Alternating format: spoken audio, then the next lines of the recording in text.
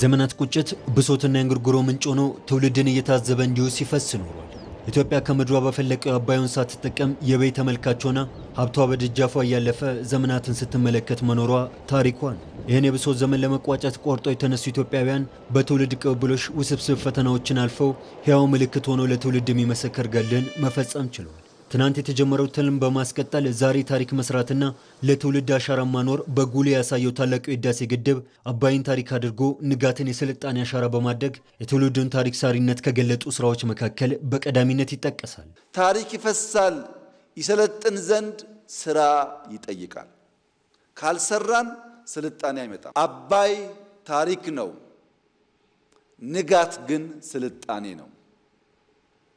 ንጋት ታሪክ በማውራት ብቻ ሳይሆን ታሪክ በመስራት ጭምር ያገኘነው ድል ነው። ደጋግመን እንደዚህ ያለውን ስራ ብንሰራ ታሪክ ብቻ ሳይሆን ስልጣኔን መጎናጸፍ፣ ማቆየት፣ ማሸጋገር እንችላለን ማለት ነው። ዘመናዊ ኢትዮጵያ መፈጠር ማዕከላቸውን በተለያዩ ስፍራዎች ባደረጉ ስርወ መንግስታትና ጥንታዊ ስልጣኔዎች ቅብብሎሽና ውህደት ነው። በኢትዮጵያ ትናንት ዛሬና ነገ መካከል ባለው አሰባሳቢና አስተሳሳሪ እይታ መመስረትም የመደመር መንግስት የታሪክ አረዳድ ነው። እሳቤውም በኢትዮጵያ ትናንት ዛሬና ነገ መካከል ያለው ሚዛን በልኩ ማየት ላይም የተመሰረተ ነው። የመደመር እሳቤ ካለፈው ተምረንና አርመን መማር ብቻ አይደለም፣ ሚስተካከለውን አርመን በዛሬው ተጠቅመንና ተመስርተን የነገውን የምንሰራበት እና የምንረዳበት መነጽር ነው። ትናንትናን እማራለሁ፣ አርቃለሁ ይላል። ዛሬን እጠቀማለሁ፣ እሰራለሁ፣ ፋውንዴሽን ተዋለሁ ይላል። ነገን ለልጆቼ አልቄ አሻሽዬ የተሻለ የስልጣኔ ፋውንዴሽን ሰጣቸዋለሁ ይላል። ይህን የማይቀበል የትኛውን መንግስት ኢትዮጵያ ውስጥ ሰርቫይቭ ማድረግ አይችልም። በኢትዮጵያ ፖለቲካ ታሪክ ስርዓቶች በተለዋወጡ ቁጥር አፍርሶ መጀመር አሊያም ደምስሶ የመቅዳት የትናንትና አባዜ ማስቀረትም የመደመር መንግስት አዲሱ እሳቤ ነው። ተቋማትን አፍርሶ ከመገንባት ይልቅ በሀገር በቀል እሳቤ ራሳቸውን አድሰውና ተጠናክረው እንዲቀጥሉ ማድረግም ባለፉት ዓመታት ከታዩ ስራዎች መካከል ተጠቃሽ ነው።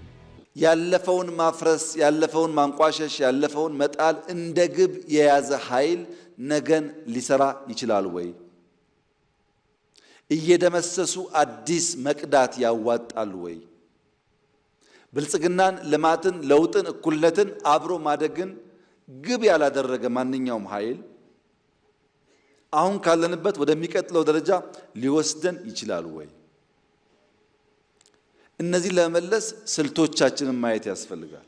ስልቶቻችን አንደኛው የፈጠራ መንገድ ነው። ሁለተኛው የፍጥነት መንገድ ነው። ሶስተኛው የዝላይ መንገድ ነው። ኢትዮጵያ በዘመን መካከል ቀደምት መሆኗና የስልጣኔ ማማ ላይ ደረሰችበት ጊዜ የታሪኩ አካል ነው።